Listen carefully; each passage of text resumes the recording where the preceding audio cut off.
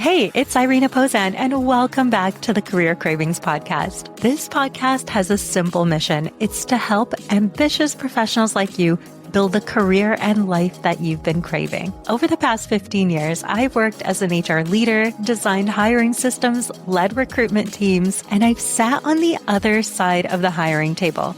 I've seen what works in today's job market, what doesn't, and what separates those good candidates from the ones that actually land their dream roles. Now I'm bringing everything I've learned straight to you. Each episode is packed with actionable insights and tools to help you land your dream role sooner. Now let's dive in. Hello and welcome back. I am so excited to connect with you today. And the reason I'm super excited is we are covering a topic that is the number one most requested topic that I get. So this is the number one question inside my DMs. This is also the number one speaking topic that I get asked to speak about lately. And it is all about creating an ATS-friendly version of your resume and how to get your resume noticed in this competitive job market.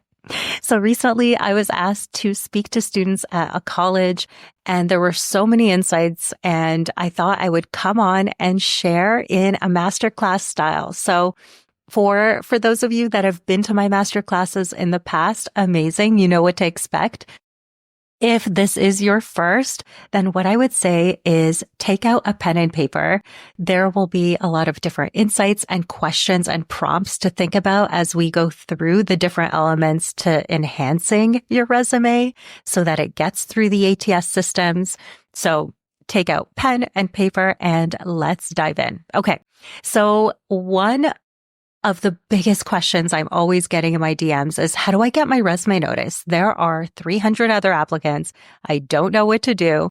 And of course, it does start with your resume. And the reason this is the case is because your resume is the foundation of your search. I know there are so many career coaches out there that are saying, don't focus on your resume, network, right? And the reason I completely disagree with that is after working in recruitment, leading recruitment teams, designing ATS systems, teaching recruiters how to recruit, what I've learned is that your resume actually matters a lot more than people think. Most people think that the resume will be looked at when they apply for the role, and that's it. Right? So they see it as a tool to land the interview. And it absolutely is a tool to land the interview, but it's so much more than that. So your resume is actually looked at when you apply to be screened in or out for that role. But then it's also looked at by the recruiter after they have had your phone screen and during the phone screen to know where to focus. So if you're not focusing in on your biggest, most exciting accomplishments in that resume, you're going to be asked questions that you may not want to focus on in that interview. So it will drive the conversation in that phone screen. Now, after the recruiter is done speaking with you, they're going to hang up and then they're probably going to be speaking to 10, 20, 30, maybe even 40 other people. And this happens back to back. And you can imagine that recruiters are human. You may also be a recruiter yourself or have had that role in the past. And you know what it's like. It's so easy to forget an incredible conversation that you've had. So what they do is, of course, they look back at their resumes and their notes from that conversation. So again, your resume is being used to look to see if you're the candidate they want to move forward in the process. And then they're comparing all the people that they screened to select those that will move forward to the next stage.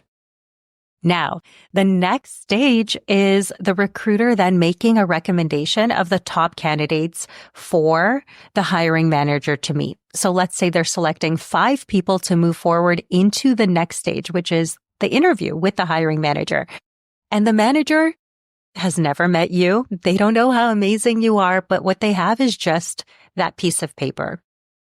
And they will use it to determine whether or not they want to meet with you. So you've been shortlisted by the recruiter, but they're unable to know if you are the one that they want to interview. So again, your resume is used there. And then even at the final stages, once you've crushed the interview, there may be two candidates at the end that are both outstanding. And in that case, again, the resume is brought out. Now, I've had many cases where the hiring manager has come to a decision. They want to hire someone.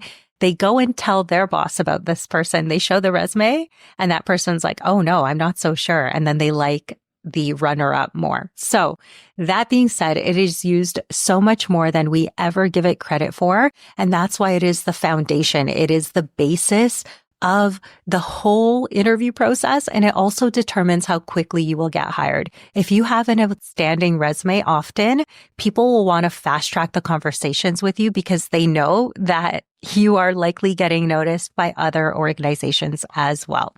All right. So if you're sitting here and you're like, okay, I understand that my resume is super important, but I am applying and hearing nothing. I'm not hearing much back. Then it is definitely time to revisit your resume. So if you have been in a position where you have applied in the past and not heard back, this session is for you.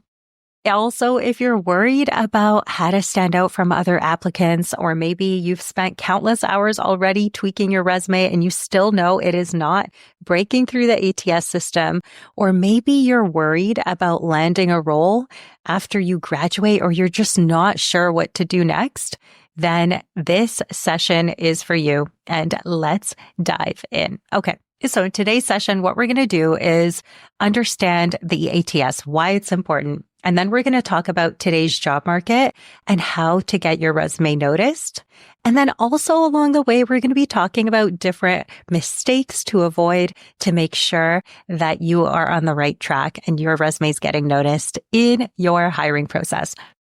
And the reason this is so important, and this topic is so important to me, is because our most valuable asset is our time, right? So the longer that you spend applying and not getting noticed, that is very valuable time that you could be in your dream career already. You could be working towards that promotion in the new role already. You could be doing other things with your friends and family instead of spending months and months applying with a resume that isn't getting noticed. So time is absolutely our most valuable asset. So if we're just getting introduced and you are newer to my space, you may not know that before becoming a full-time career coach, I had been in HR myself for 15 years. And I've had the opportunity to lead recruitment teams. I've taught recruiters how to recruit. I've designed hiring processes. I understand the ATS systems inside and out. And I've also been a hiring manager myself for 10 years. Most recently as the director of talent management for a global firm. So all to say you are in good hands. So let's dive in. Okay. So understanding the ATS. So an ATS is an applicant tracking system, right? And they are used by 99% of Fortune 500 companies to screen resumes. And you can think of it like this. It's sort of like the digital gatekeeper to save recruiters time. And many people, I know there's so much negativity around the ATS out there, but I actually believe they are an incredible tool, especially after leading recruitment teams. Most people that apply in today's market, I mean, there are hundreds of people that apply to most roles, but you might be surprised to know that most of those people are not qualified at all.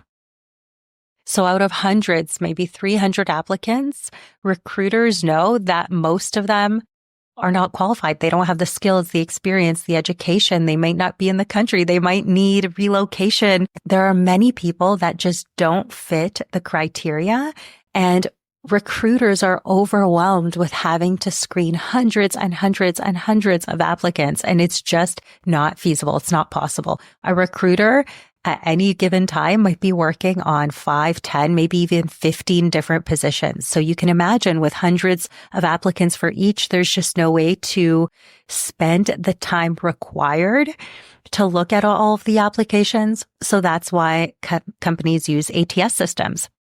So they're really designed to make recruiters' jobs easier. But if you don't know how to tailor your resume to the ATS, your application will probably never get noticed, right? They'll never reach the recruiter. So each company selects different criteria. This is what I want you to know first. So they might select the country of origin, right? Where the person is living. That's super important.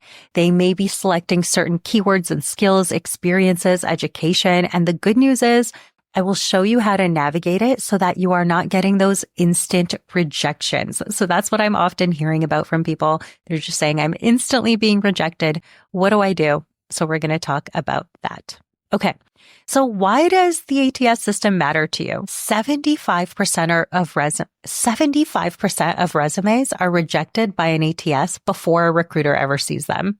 But I don't want that to discourage you. It really is an opportunity. So if you follow the strategies that we're going to be talking about today, your resume will stand out from both the ATS system and then also to the hiring team every step of the way. But it's really, really important to have a resume that gets noticed so that you're not spending months and months applying and never hearing back. Okay.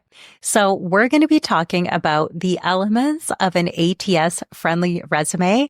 And there are 4 key elements that you need to get your resume noticed. And the first one may surprise you. So the first one is all about confidence and mindset shifts. You might be here saying, Irina, why would you start with that? Don't we need a template? Give me the template.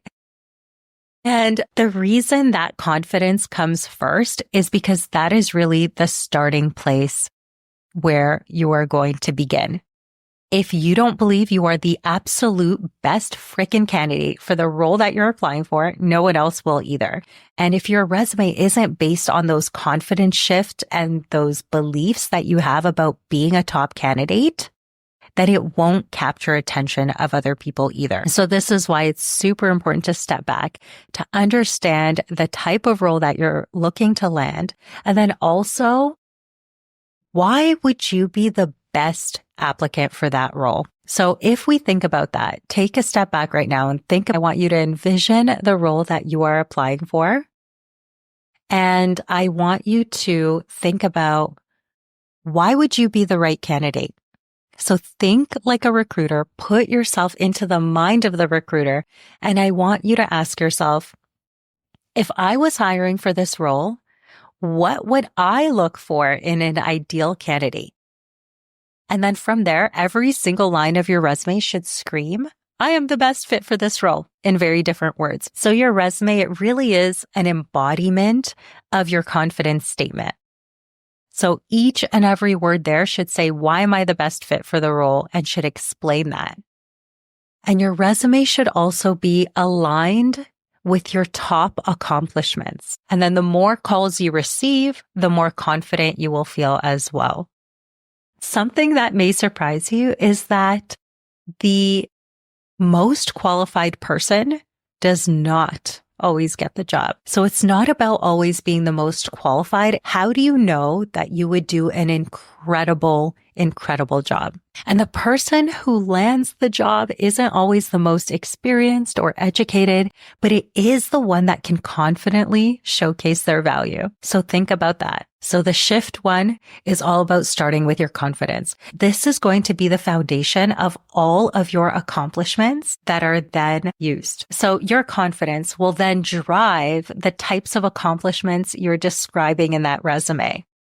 And I want you to think back and look through all of your experiences through your working career and really pick out the things that you are the most proud of, your top accomplishments. I want you to use those to hype yourself up. Okay. So I've had clients that when I ask them, what are you the most proud of? They will say something like, well, in my first job, I was promoted 3 times in 5 years. And I look at their resume and I think, why the hell isn't that the first thing that I see? Like, that has track record of success written all over it. That is such an incredible accomplishment. But the fact is, we are often way too close to our experience to even realize the types of thing that we should include in the resume. And we often just think, well, what were my duties? Let me describe that. And that is so boring. That does not get you the calls. And that also doesn't build your confidence, because that is not the type of thing that will get you excited about your own candidacy and bring that confident energy into your interviews. Okay, so shift one, build your confidence before you build your resume. And I want you to think like a recruiter as well. So if you were the recruiter, what would you look for in that top candidate? And then your journal prompt for this first shift is to step back and think about what you're the most proud of in your career. So I'll give you an example. In my own resume, when I started my career, I was with the first company that I worked for about 5 years, and I was promoted multiple times. And that's something that I know in the conversations with different hiring managers, they were really impressed by. And then the same thing happened again at my second organization. I was there for a year and then I was quickly promoted. And with that, what people see then on that resume is that story of a track record of success. So someone that, goes into any organization and is able to do a great job. So I want you to pause and to think about, if it's not promotions for you, what is it? Did you win awards? What were the top accomplishments? Maybe you had great results. Maybe you launched a project that got a lot of praise by the executive team. Like, what are those things? And I want you, before you start picking out your template, your format, your, the font colors, of figuring out spacing or how many pages it should be, forget all of that. Start with building your confidence first, because if you're not excited and lit up about your experience, no one else will be. Okay, so start there first. So that is the first shift. Okay, the second shift is to master the keywords. And the keywords are so important in an ATS because what they do is they help to sort through those resumes. So using keywords, the ATS system will then sort the yes pile of resumes to the no pile, right? And they use keywords to do that to make their job easier. Now, you want to serve up on a platter how simple it is to match the job description. So I want it to be so clear, and you're helping the ATS system by using the same keywords that they're looking for in the type of positions that you're applying for. But one thing I really want to demystify here is, this is like a huge number one red flag, big mistake that I see candidates make, and it ends up burning them out, is updating your resume for each and every application that you apply for.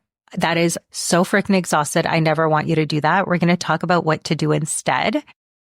So I feel like this is a misconception, and you've probably heard that advice a lot. This is also advice that I do not subscribe to, because in this market, it's often a numbers game. You will never have time to update each and every resume to each application you're going for. It's just exhausting and completely unrealistic. My clients do not do this, and they land their roles often 8 times faster than the average job market right now. So the way that we do this is we focus on the type of keywords for the type of role and level that you're applying for.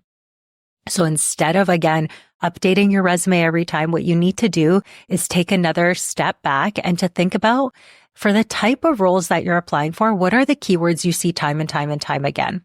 So I'll give you an example. Say you're going for a leadership role, like most recently in my own 9-to-5 career before, quit and started my own business. What I was looking for was a director of talent management role, which I ultimately ended up getting. And I have never had that role before. And it was an up level to my career. But what I did was think about, what are the keywords for that type of role that the hiring manager is looking for? A lot of it came down to strategy and leadership. So if you're also looking for any type of leadership role, whether it's a leadership role in tech and finance and marketing, whatever that looks like, the core is going to be very similar. They're going to want to see your leadership attributes, and they're also going to want to see strategic thinking, strategic mindset, because if you're leading a department, a team, these are very, very important things. So think about the type of role you're going for, what you keep seeing in the job description all the time. So the way you find which keywords to include in your resume are actually found in the job descriptions. But I want you to have a bird's eye view. Like, Zoom all the way out. Don't focus on one job description. Think about a pattern. So the last 10 roles you applied for, what was the commonality? What were the things you saw time and time again? What are those keywords? Write them down and then tailor your resume to the right keywords. When this is done properly, there is absolutely no reason whatsoever you should be updating your resume each and every time. Now, of course, if you're targeting two very different types of roles, then you may need two resumes. But then, so say you're going for a program manager role and then also a project manager role. Okay, amazing. I would have two versions of your resume, one for each, but I would never tailor each and every one to that organization. Okay, so think of the keywords as breadcrumbs for the ATS. You're going to want to help it. You're going to want it to kind of lead to finding you as the highest quality match for their application. So again, to find the right keywords, just take a step back. Think about the last 10 job applications that you've applied to. What were the patterns? What were the commonalities? What came up time and time again? What were the skills, the qualifications, the responsibilities that were mentioned? And then weave those into your resume. Okay. So again, strategy and leadership for leadership roles, but it's going to look very different depending on the type of role you're applying for. I'll give you just one other example. I have a ton of clients that look for HR roles. And with that, when we're looking at, let's say, an HR generalist position or even an HR business partner position, things that are on that resume and that job description that should be included are recruitment and selection, onboarding, the HRIS, payroll, laws and regulations, benefits, HR policies, data entry, maybe reporting, talent acquisition. So these are the keywords that should be included. Okay. So the next shift, once you have those keywords, you're like, okay, I know what I need to talk about. I have my confidence up. I know why I am the person they would want to hire. Amazing. That will bring us to shift number 3. Shift 3 is all about quantifying your accomplishments because numbers speak louder than words. Here's another huge mistake that I see made in resumes all the time after reviewing thousands of resumes. I see people write their resume like a job description themselves, right? So you think about what have you done and you just write it down like a list of duties. And no shame if this is you right now. If you look at your resume right now and you're like, yep, okay, these are all duties. This could be on a job description. If those things can be on a job description, that is not what you need on your resume. I want you to fully remove it because that will not attract you the role that you want next. What you want instead is to prioritize those accomplishments with data on your resume, right? So again, if you see any duties listed, there is no shame in that because to be honest, 99% of resumes that I look at are in this shape. But I want you to reformat each of those things into an accomplishment instead. And I often hear also people say like, I don't have the data. I don't have the numbers to really quantify that. It's so difficult. And you have a lot more numbers than you think, but it does mean taking a step back as well and to analyze what you've done. So I want you to go through each and every one of those keywords that you want to write a top accomplishment for. And then I want you to think about the numbers. Maybe it's in the number of people you supported or how long the project lasted, or maybe it's in the results that you received. Maybe there was an engagement score that changed. Maybe there was a cost savings and a dollar amount. Maybe you launched a digital transformation. You launched 4 different modules within an HRIS system, let's say. Or maybe in sales, you were the top salesperson and this is how you did it. What you would include here is basically what you would put on your performance review at the end of the year. So if you're like, I'm not sure what to put, just think about it being year end, you're meeting with your boss and you want to tell them all of the great things that you've done and accomplished. So they already know what you do. You don't have to explain your duties to them, but you do have to explain, how did you go above and beyond? Why is it you that did an incredible job with that specific thing? And I want you to bring it to life with them. Maybe it's through feedback surveys. You saw that your project had incredible feedback. Maybe you made something simpler. You made it more efficient. Maybe you saved time. Maybe you generated reports that helped leadership make data-driven decisions. Quantify that with numbers. So ATS systems will rank resumes based on the measurable impact aligned with the role that they are looking for. Okay, they're not looking for just like a duties match. So that's another huge, huge mistake that I see. So take a step back here as well and make sure that for the third shift, you quantify your accomplishments and you don't write them as things that can be included on a job description. Okay, so we're heading into the fourth shift, which is all about formatting. Now, my biggest tip for you here is to keep it simple. Make it as readable as possible. Recruiters only give your resume like 7 seconds because they just don't have the time to go through all of the details. So make it simple for them. Less is more when it comes to formatting, and fancy designs, they might look great, but ATS systems can't read them and they will be skipped over. So something clean, professional that ensures that it is super readable. So think about it like this. If you sit all the way back from your computer, you pop up your resume on the screen and you just scroll through it for, let's say, 5 seconds. Did the information that was the most important pop out at you? Was it clear? Do not assume that they're going to bring out this magnifying glass, right? And just look at every single word. That's absolutely not going to be the case just because there isn't time for that. But I want it to be as readable as possible. So what does that look like? It means a simple format. It also means spacing in between your points. It also means please do not exceed more than 2 pages in any case. I've had executive clients that are going for C-level positions that have 2-page resumes. I mean, they all do. And the reason is because no one will have time to read the 3rd page.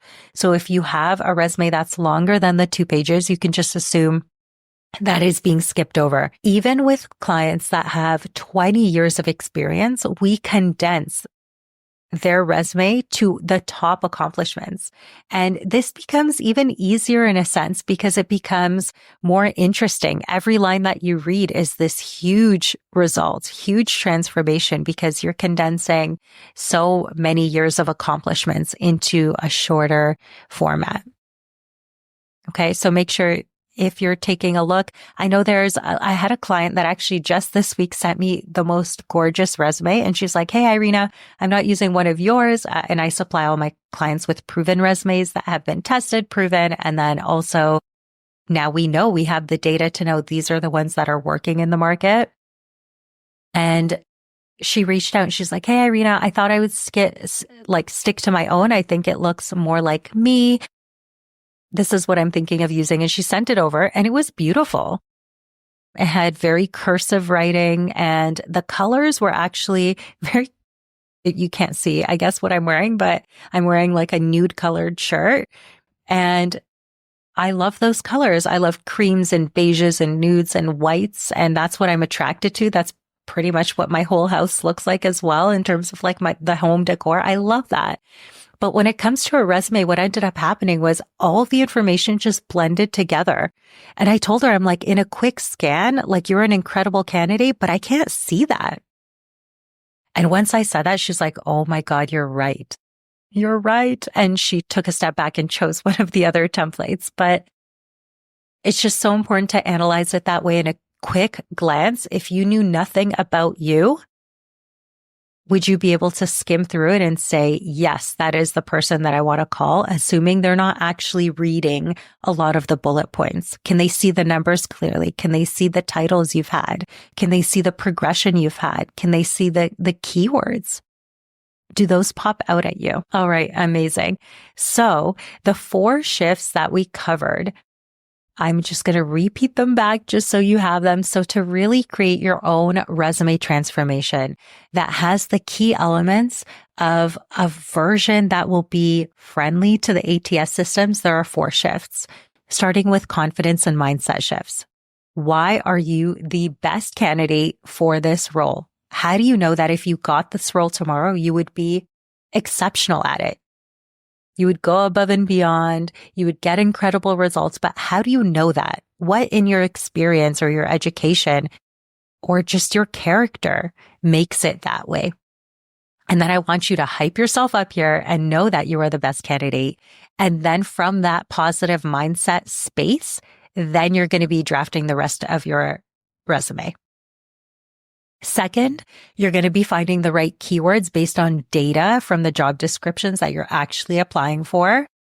You are not going to be changing your resume for each and every application because I know you will burn out and I do not want this for you. Then I want you to qualify your achievements in step 3. You think numbers, think data, and really take a step back to do this.